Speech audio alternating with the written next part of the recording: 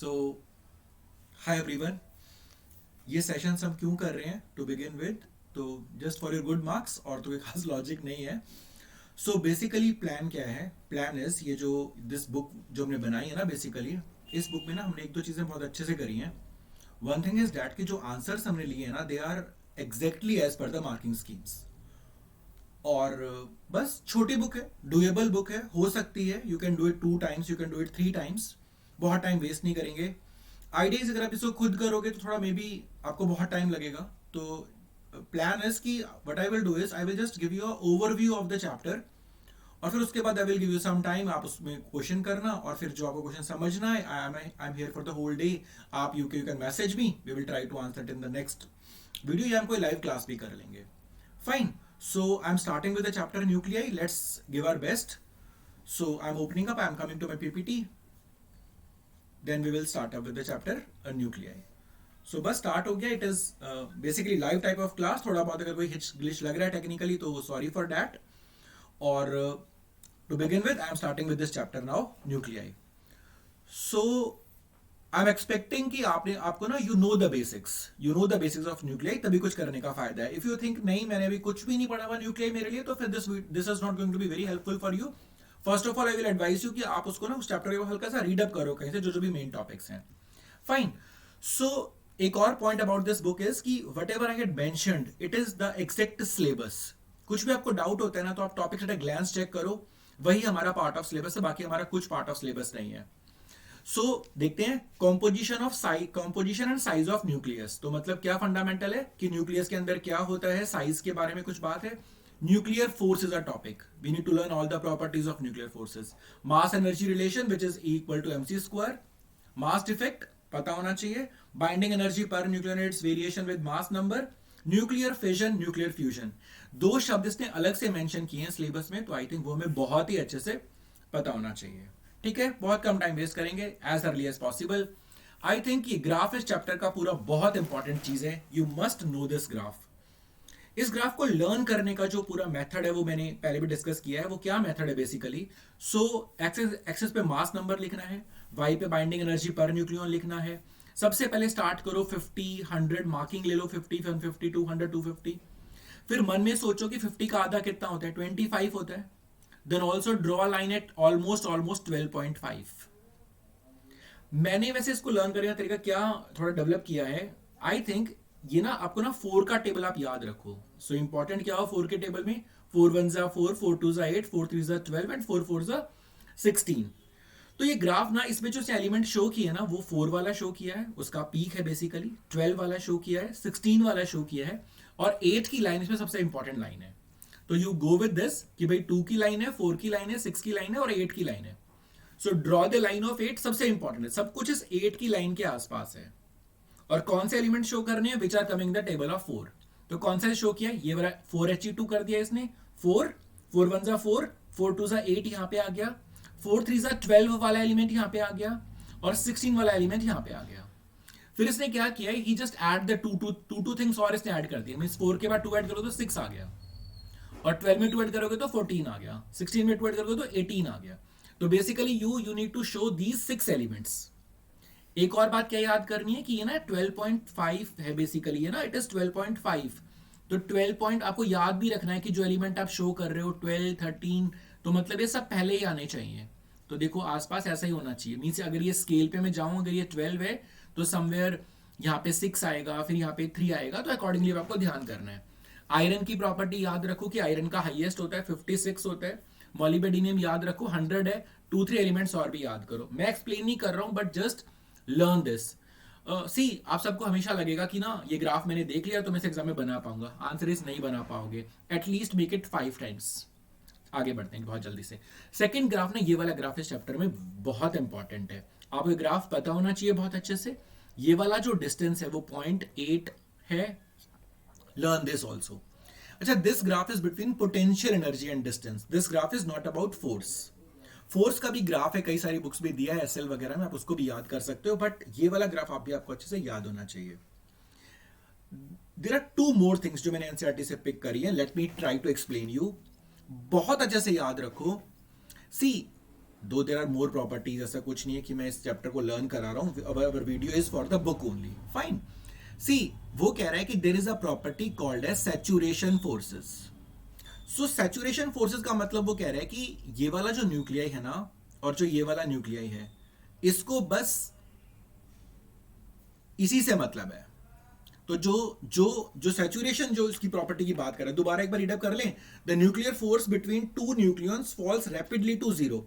मतलब ये जो फोर्स है ना, ये बहुत जल्दी जीरो हो जाएगा। ये फोर्स बहुत जल्दी दोबारा जीरो हो जाएगा, फोर्स लगेगा ही नहीं अगर आपने डिस्टेंस को थोड़ा सा भी ज्यादा कर दिया तो बंदा कह रहा है कि यहां पे एक प्रॉपर्टी वो बात कर रहा है कि ना, इसकी वजह से ना सैचुरेशन ऑफ फोर्सेस एक चीज आ जाती है।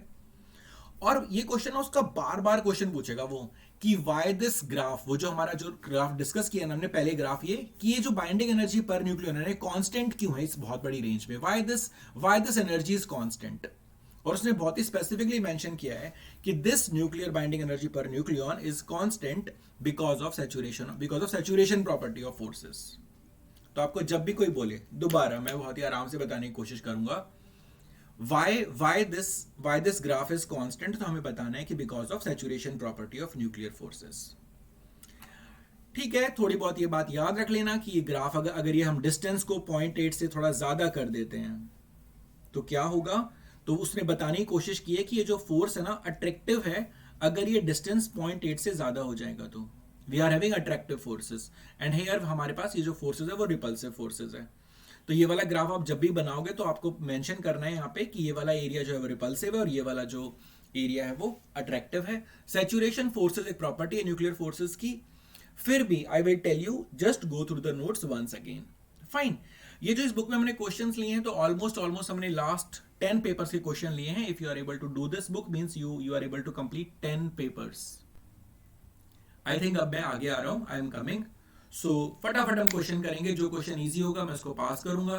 The potential energy between two nucleons inside a nucleus, potential energy सबसे कम कब होती है। आंसर है, हमने अभी अभी देखा है, potential energy is minimum at 0.8 fermi metre. Next, mass density of nucleus. So density of nucleus is proportional to, तो शायद आप सबको पता होगा कि डेंसिटी जो होती है ना वो इंडिपेंडेंट ऑफ मास नंबर होती है। बहुत अच्छा डेरिवेशन है, बता देता हूं। Because density is equal to mass upon volume होता है।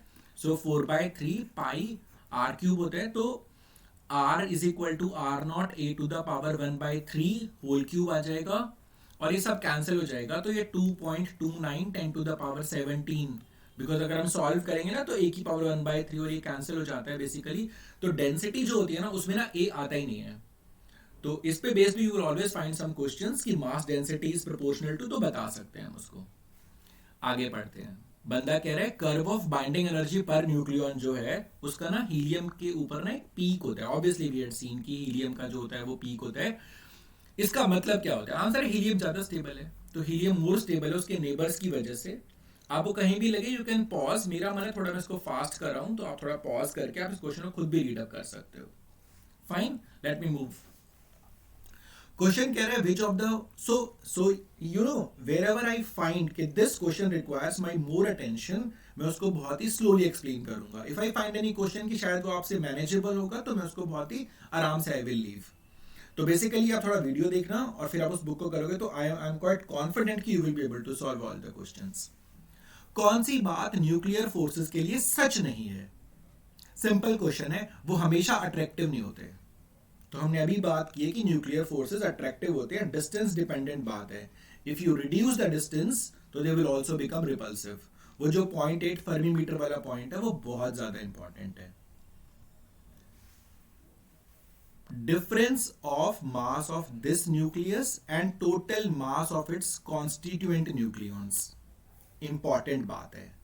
बंदा कह रहा है कि जो एक्स न्यूक्लियस बना है और वो जिससे भी बना है उसके जो न्यूक्लियॉन्स हैं बेसिकली, तो वो कह रहा है कि न्यूक्लियॉन्स का जो डिफरेंस है बेसिकली इसका और इसके न्यूक्लियॉन्स का जो डिफरेंस है that is equal to 21.00 U। ये उनका डिफरेंस है।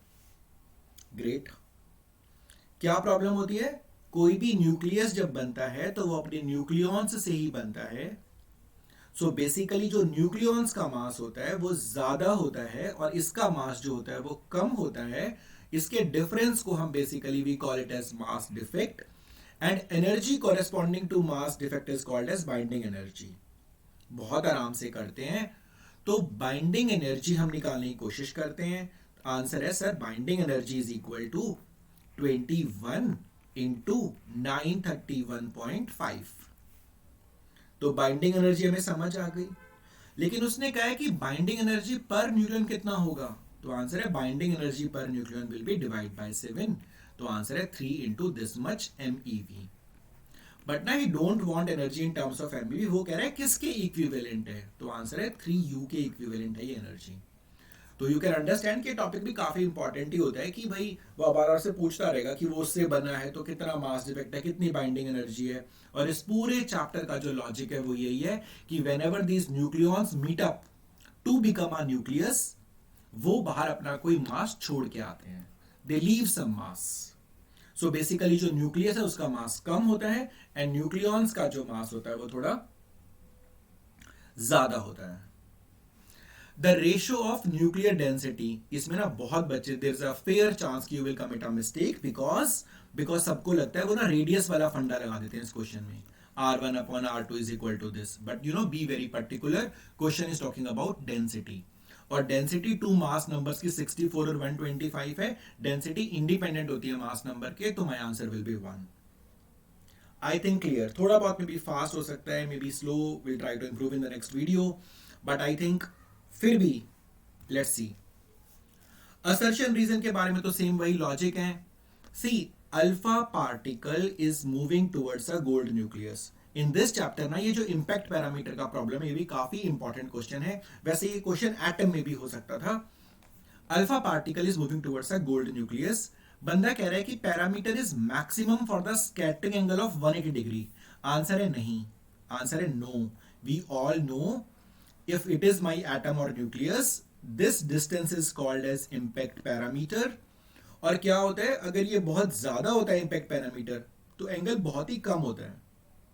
तो if you want a highest angle तो obviously impact parameter आपका कभी भी मैक्सिमम तो नहीं हो सकता. it should be minimum.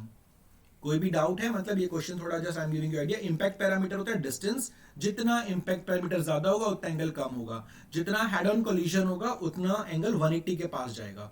अगर इंपैक्ट पैरामीटर इतना हो जाएगा तो भी काफी ज्यादा एंगल होगा. अगर इतना इंपैक्ट पैरामीटर होगा थोड़ा ऐसे होगा मतलब एंगल है ना. It's like this only. So basically head on collision. तो असर्शन ही गलत हो गया. तो इसका जो आंसर है वो डी होगा. आई थिंक मेरे बुक में टाइपिंग एरर है मेरी तरफ से. आई थिंक सी है but change this answer as D. थोड़ा और फास्ट करेंगे. बंदा कह रहा है there is a carbon isotope.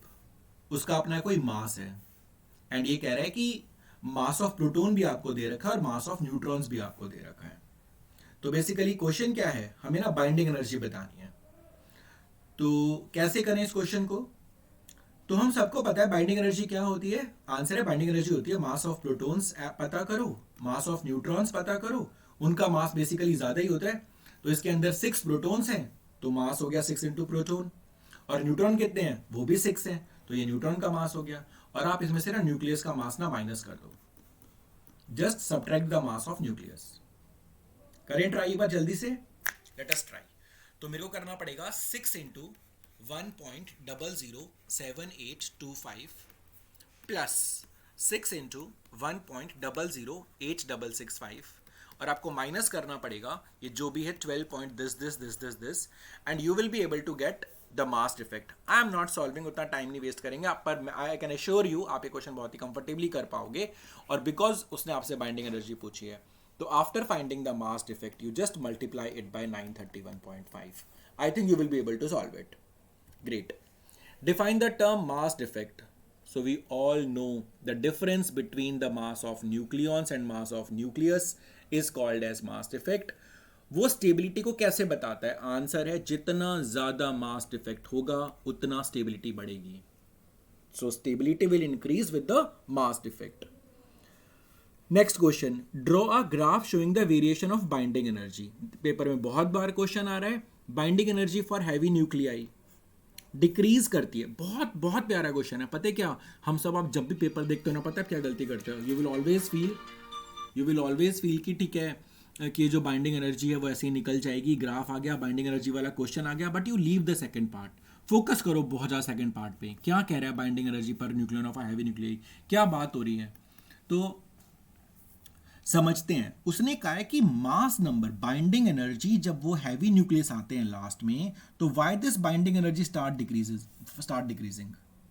समझ आ रहा है, उसने कहा शुरू में पीक वगैरह बनते हैं, फिर इट बिकम्स कांस्टेंट कांस्टेंट, वो कह रहा है बाद में डिक्रीज क्यों हो रही है बाइंडिंग एनर्जी। इसको बहुत अच्छे से याद रखो, बोलो बहुत अच्छा। मैंने पहले बताया इस बुक में all the answers are as per the marking scheme of CBSE, तो आपने किसी और सोर्स से भी पढ़ा है, आप बिना किसी डाउट के you can rely on this.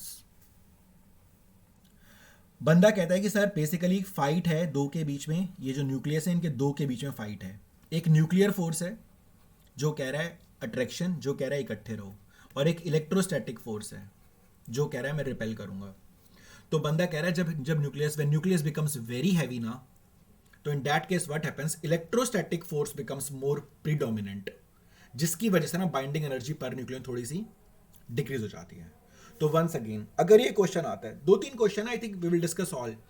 Heavy nucleus के केस में, heavy nuclei means, heavy nuclei क्या मतलब हुआ, जब बहुत ज्यादा हैवी न्यूक्लियाई हो जाएंगे तो उसके अंदर जो न्यूक्लियर फोर्स है उसका उतना इंपैक्ट नहीं हो पाएगा, बट जो इलेक्ट्रोस्टैटिक फोर्स है उसका ज्यादा इंपैक्ट होगा, और नेचुरली उसकी वजह से बाइंडिंग एनर्जी डिक्रीज हो जाएगी। तो बेसिकली में समझ आ रहा है कि जब ये रिपल्शन ज्यादा होती है तो बाइंडिंग एनर्जी बेसिकली कम हो जाती है। तो इसका एग्जैक्ट आंसर यही लिखना है आपको। ड्रॉ द ग्राफ, बार बार देख रहे हो, draw the graph binding energy per nucleon with mass number 2a170। दुनिया में अब कोई भी बोले इस बुक की एक और क्वालिटी, आप बोलोगे बहुत तारीफ कर रहे हो सर आप, इस बुक की एक और क्वालिटी है, हमने सिर्फ और सिर्फ maximum question we have taken from the last 2 years.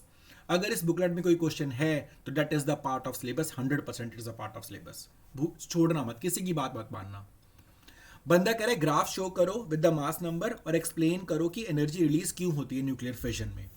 सी हर बात का एक ही आंसर है, न्यूक्लियर फिजन मतलब जो स्प्लिट अप होता है, because during fission binding energy per nucleon increases, और during fusion also binding energy per nucleon increases. Famous question, famous answer, बिल्कुल याद रखना है इसको। Draw graph showing the variation of potential energy as a pair of, आते ही बताया था मैंने, और मार्किंग स्कीम इस बारे में ना बहुत ही क्लियर है। If a student draws the graph without indicating attractive and repulsive region, only 1 mark देना है बच्चे को।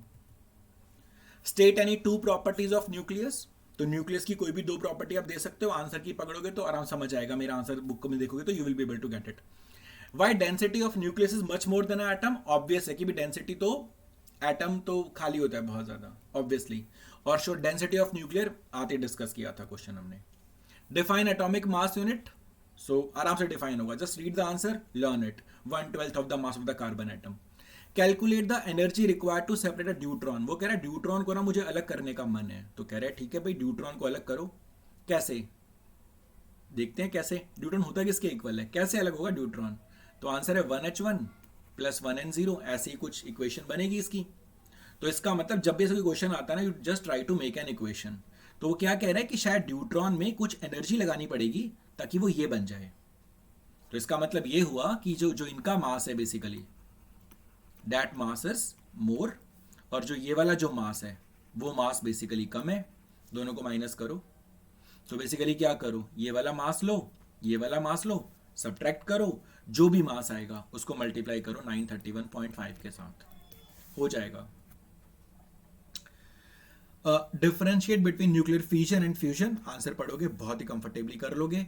This question requires my attention, very very important question. कह रहा है कि मेरे पास ना 1 ग्राम है प्योर दिस का, और मेरे को ना फिजन कराना है, और कह रहा है एक फिजन में 180 MeV एनर्जी मिलती है। पता है little bit of chemistry, simple सा लॉजिक, 239 ग्राम्स में एवोगैड्रो नंबर ऑफ एटम्स होते हैं। सो 1 ग्राम में कितने होंगे, तो आंसर है एवोगैड्रो अपॉन 239। सो कितने फ्यूजन करा पाओगे, आंसर है these many fusions which we will be able to do. Multiply करो 180 से, आंसर आ जाएगा, टोटल एनर्जी आ जाएगी MeV में। बहुत इंपॉर्टेंट क्वेश्चन है, डू एटलीस्ट 2 to 3 टाइम्स, छोड़ना मत एक बार भी। फिर से देख रहे हो, draw diagram to show variation of binding energy, कितनी बार ये क्वेश्चन आ रहा है, why do lighter nuclear undergo fusion, कोई बात ही नहीं है। डिस्टिंग्विश बिटवीन फ्यूजन, फ्यूजन बहुत ही आराम से कर लोगे। रिलीज ऑफ एनर्जी बताना है, फ्यूजन बहुत ही आराम से कर लोगे, क्योंकि यहां पे क्वेश्चन आया था giving an example of each. पता है, these are the points where everybody will lose marks. Why? Because सबको लगता है फ्यूजन फ्यूजन पूछा था एग्जांपल, तो at least learn one example of fusion, और ये 3 एग्जांपल ऑफ फ्यूजन है, at least learn 2-3 times. How is the size of nucleus found experimentally, बहुत प्यारा क्वेश्चन है। हर कोई लिखेगा रदरफोर्ड। एनसीईआरटी को ध्यान से पढ़ना, मैंने एनसीईआरटी की लाइन को ही पिक किया है।